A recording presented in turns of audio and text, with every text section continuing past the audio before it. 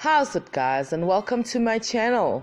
My name is Sal, and for today we are going to wrap up the sunsets for February and do a roundup of Venus's position for February.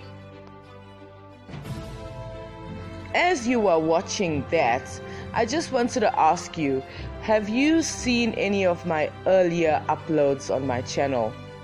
They were absolutely tragic because I had no clue how to put a video together or edit it or put some text, or I never bothered about chronology or any of those things. But now, as I am learning how I should present my videos, I think I'm doing much better. I don't know if you realize this, but when Flat Earthers said do your own research, I was actually wondering what kind of observations I can do, just as a normal layman, not a scientist or affiliated to any kind of agency or government. So when I looked at my surroundings, I realized that I will have to use the sun. Mostly because Flat Earthers say that the sun doesn't set, it's 3,000 miles above us and it's only 30 miles across and things like that. So the sun is at all our disposals. Any one of us on the earth can look at the sun at whatever time of day, and if it's at night, we know that the sun isn't visible to us where we are. So Flat Earthers can't have it both ways. They can't say that the earth is stationary and that the sun doesn't set. Firstly, if the sun doesn't set, why don't we see it all the time? Shouldn't it be somewhere in our visible spectrum, even though it may be close to the horizon in the distance or whatever, but we shouldn't have a nighttime. It shouldn't actually get dark. There should be some semblance of light in the distance if the sun doesn't set. But then that presents another problem for Flat Earthers, because if the sun doesn't set, then how does it change its position from our perspective? And then the other thing is that what causes the 24-hour period? Why do we have that 24-hour period where the sun rises on the one horizon and then 12 hours later, approximately, it goes down below the other horizon and then comes back up over the opposite horizon again in another 12 hours? I know the way I'm explaining it sounds like I'm a toddler, but how else can I get Flat Earthers to see that they can't have their cake and eat it too? You can't tell me that the earth is stationary and that the sun isn't setting. And obviously by my footage, which I've been showing for quite a long time now, the sun goes down below the horizon every night. Also, a very interesting thing I observed myself, my own observations, because Flat Earthers say do your own research, right? And I have to reiterate it here, because every night the sun changes its position by 1 degree where it sets.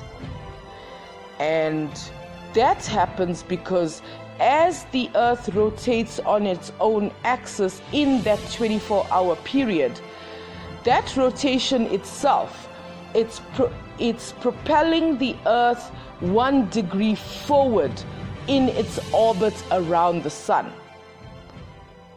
And that's what causes the wobbling effect.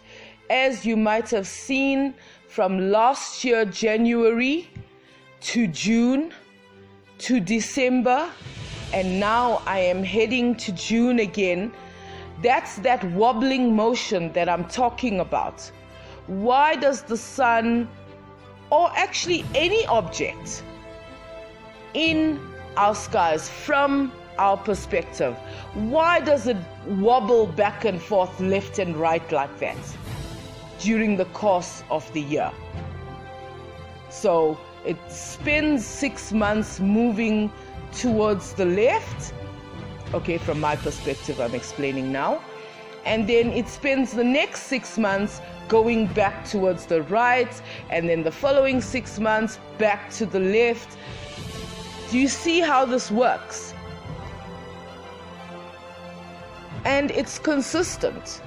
I mean, just for the 18 to 20 months that I've been watching it, this is what it's doing.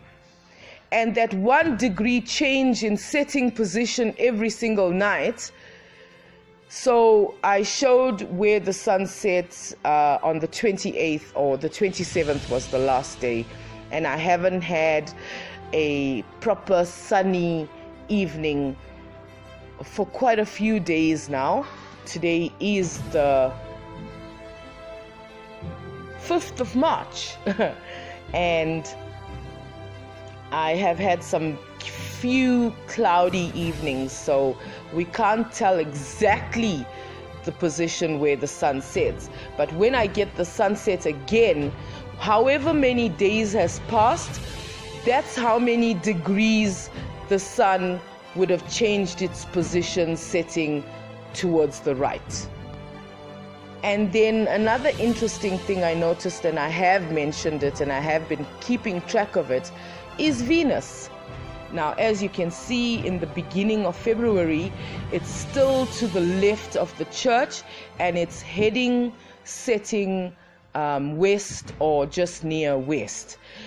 And as we move towards the end of February, you're going to see that it's going to appear high above the church, exactly above the church. And that's another thing that tells me that the earth itself is in motion, and it's in a wobbly motion too, because I did watch Venus go all the way to the left just before the summer solstice, and then for the last 3 months it has been trekking back towards the right. Why does it do that if the earth is stationary? So as I can see, all the objects that I'm observing, in this case the sun, the moon and Venus, because I don't have a powerful enough camera, otherwise I would track Orion also, which right now at about 7 o'clock in the evening is right above my head, which means it started rising somewhere around 3 or 4 o'clock in the afternoon, which we can't see because our sun is so bright. But the position from my sunset of all the objects that I am observing changes every day. So either we are stationary and everything is going around us, which science has shown that that is not the case, because all the objects are in motion and we are viewing it relative to our position. So we are observing it from our position, not from like, I would love to be on Venus looking at the earth. And I think that the way we see Venus in my footage is what Earth would look like if I were on Venus filming the earth.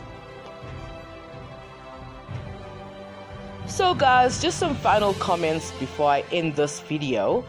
I just wanted to quickly mention that, we know that Mike Hughes lost his life recently when his rocket failed to launch properly, and unfortunately gravity did him in there. But you know what? I saw many Globe Earth proponents. We all sent condolences to his family and loved ones. But what I didn't see was any flat earther sending their condolences to the family. And in the wake of that tragedy, look what Nathan Thompson has gone and done. Harassing and soliciting children. Now, I am sorry that I have to feel this way, but if a person who looks like this came up to my children, I wouldn't hesitate to beat his ass down. And to top it off, he cries hate crime because he's a flat earther. And then on top of that, he mentions that there are two types of lies, deliberate and purposeful. But actually, the definition of a lie is that you know that you're telling an untruth. And more than anyone else, Nathan Thompson is guilty of purposefully lying. And the other thing I was thinking about is the kid that he put on his Instagram. I mean, that kid's gonna grow up to be an adult, right? In 25, 30 years time, space travel is gonna be a thing. And then what is Nathan Thompson's answer gonna be? Okay guys, I know it was a long one, but that's it for this one. I hope you guys can keep safe and warm, and I will catch you in the next one. Until then, bye!